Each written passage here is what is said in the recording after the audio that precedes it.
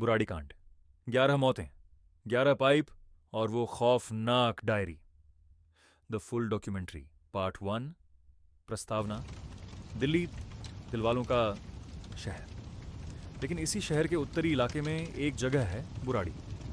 1 जुलाई 2018 की वो सुबह जब सूरज की पहली किरण ने इस इलाके को छुआ तो किसी को अंदाजा नहीं था कि गली नंबर 2 के उस मकान नंबर 137 में क्या खौफनाक मंजर इंतजार कर रहा है। पडडहौसी गुरुचरण सिंह जब भाटिया परिवार की दुकान बंद देखकर ऊपर गए तो उनकी चीख निकल गई। पुलिस जब अंदर पहुंची तो नज़ारा ऐसा था जिसे देखकर अनुभवी ऑफिसर्स के भी पसीने छूट गए। लोहे के जाल से 10 लाशें लटकी थीं, जैसे बरगद के पेड़ से जड़ें लटकती हैं।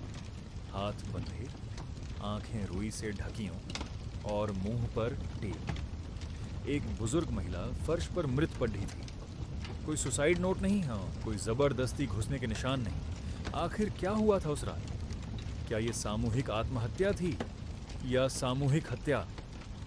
पार्ट 2, परिवार का राज।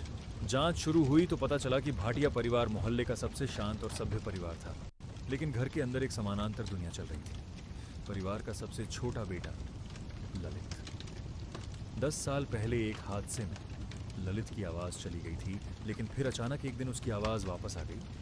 परिवार ने इसे एक चमत्कार माना। ललित ने दावा किया कि उनके मृत पिता भोपाल सिंह उससे बात करते हैं। ललित रोज़ रात को एक डायरी लिखता था जिसमें वो निर्देश दर्ज करता था जो उसे उसके पिता से मिलते थे। पिछले 11 सालों से ये परिवार बाहरी दुनिया से पूरी तरह कट कर उन डायरियों के हिसाब से अपनी ज़िंदगी जी रहा था। डायरी में लिखा था कि किसे कब उठना है, किसे क्या खाना है और किसे क्या सोचना है। पार्ट 3, वट तपस्या और 11 पाइप। पुलिस को घर की दीवार पर 11 पाइप मिले। 7 सीधे 4 मुद्दे हुए, ठीक वैसे ही जैसे घर में 7 महिलाएं और 4 पुरुष थे। क्या ये पाइप आत्माओं के निकलने का रास्ता थे? डायरी के आखिरी पन्नों ने इस राज से पर्दा उठाया। वहां लिखा था वट तपस्या। डायरी के मुताबिक परिवार को एक अनुष्ठान करना था। उन्हें बरगद के पेड़ डीएच की तरह लटकना था।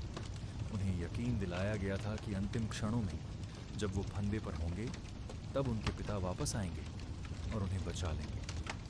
वो मरना नहीं चाहते थे, वो तो बस अगले स्तर की शक्ति पाना चाहते थे। घर के छोटे बच्चों को भी लगा कि ये एक खेल है।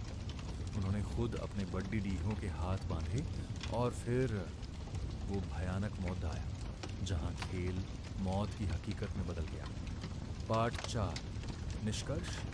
फॉरेंसिक रिपोर्ट ने इसे शेयर्ड साइकोसिस का नाम दिया। एक ऐसी मानसिक स्थिति जहां परिवार का एक सदस्य बीमार होता है और अपनी बातों से पूरे परिवार को भ्रमित कर देता है। बुराड़ी का वो घर आज भी खौफ की कहानी सुनाता है। पडडहौसी आज भी उस गली से गुजरते हुए कतराते हैं। क्या ये वाकई महज एक मानसिक बीमारी थी या फिर कुछ ऐसी ताकतें थीं जिन्हें हम समझ नहीं पाए? अंधविश्वास की आग ने एक हंसते खेलते 11 लोगों के परिवार को राख कर दिया। ये कहानी हमें सिखाती है कि जब श्रद्धा अंधविश्वास बन जाए तो वो मोक्ष नहीं, सिर्फ मौत देती है। आपका इस केस के बारे में क्या सोचना है? क्या ये ललित का पागलपन था या कोई गहरी साजिश?